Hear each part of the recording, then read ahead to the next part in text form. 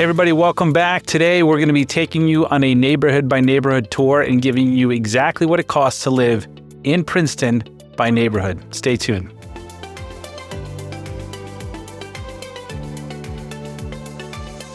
Hey everybody, it's Josh. Welcome back to the Wilton Report, Princeton's only dedicated podcast and videocast, if that's such a thing.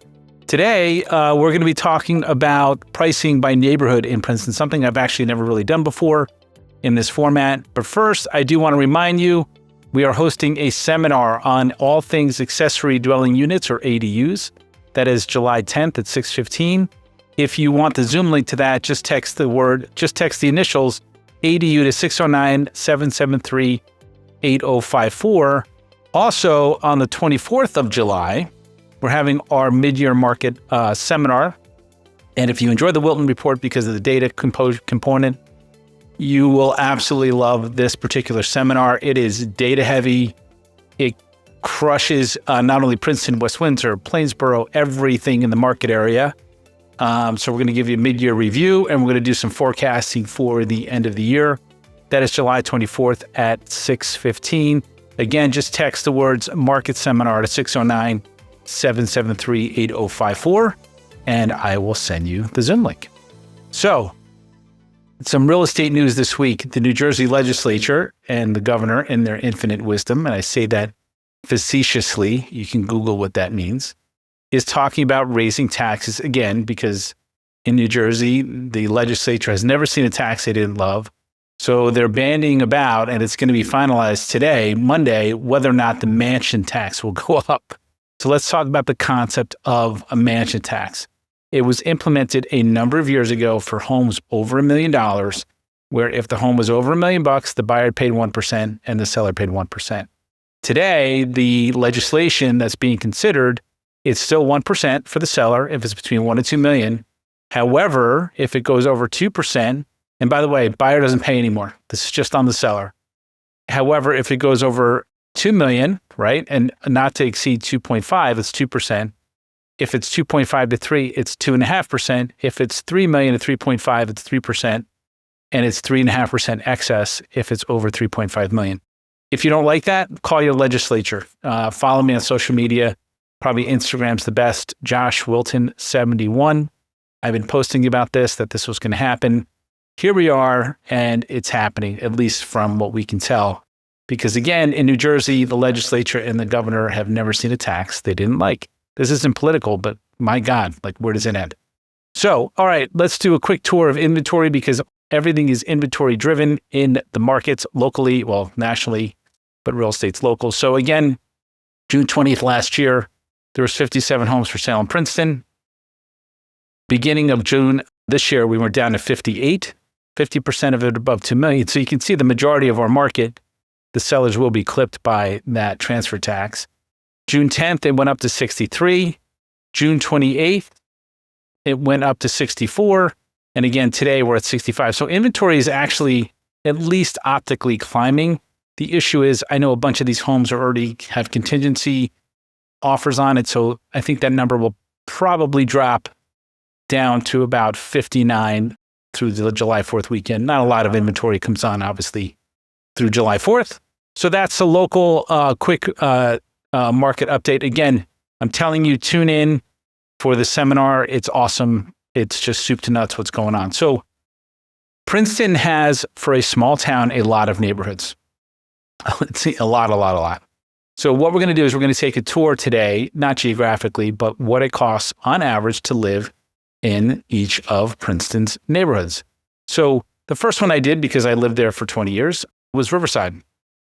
So Riverside is south of Nassau Street, and it is east of the university. So from the perspective of walking distance, it's eminently walkable to Princeton University. It's a faculty-rich neighborhood, meaning a lot of faculty do live there. The average, all styles, condo, townhouses, everything, was $1.76 million year-to-date to live in Riverside. When you take out the condos, what was the average single family? $1.968 million to live in Riverside. A stunning number. Now, again, it's very high. One of the things that's interesting about Riverside is that it's small. There's not a lot of housing available because the university owns a lot of it. So the inventory is artificially low. The average condo and townhouse in Riverside, $798,000. For the most part, those were 2-bedroom condos in the Markham community. So Little Brook, which is north of 27, and it's a pretty expansive community, meaning it's a pretty big neighborhood. The average of all styles, 1.670. There was no townhouses that have sold yet. Things are coming. So the average Little Brook sale was 1.670 million. Again, we're dealing with low inventory here, so it's not like we have a large sample size.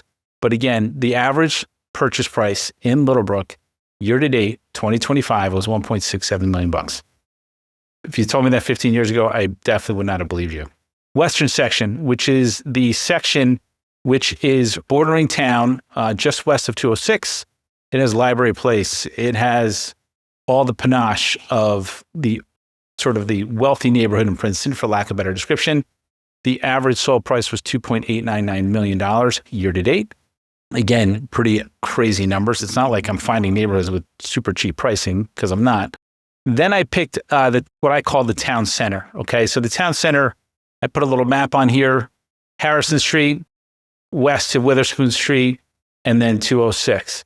I left out the Witherspoon-Jackson neighborhood because that's a historic district, which affects pricing, meaning if you're a homeowner, you have to get permission to blow your nose in that neighborhood, in the Witherspoon-Jackson neighborhood. So it does affect pricing negatively if you own it, positively if you're looking to buy in the neighborhood. So in the town center, the average for all styles is 1.425, average single family 1.56 million, average condo and townhouse 1.312 million, and the average duplex, which is a side-by-side, 1.287 in the town center.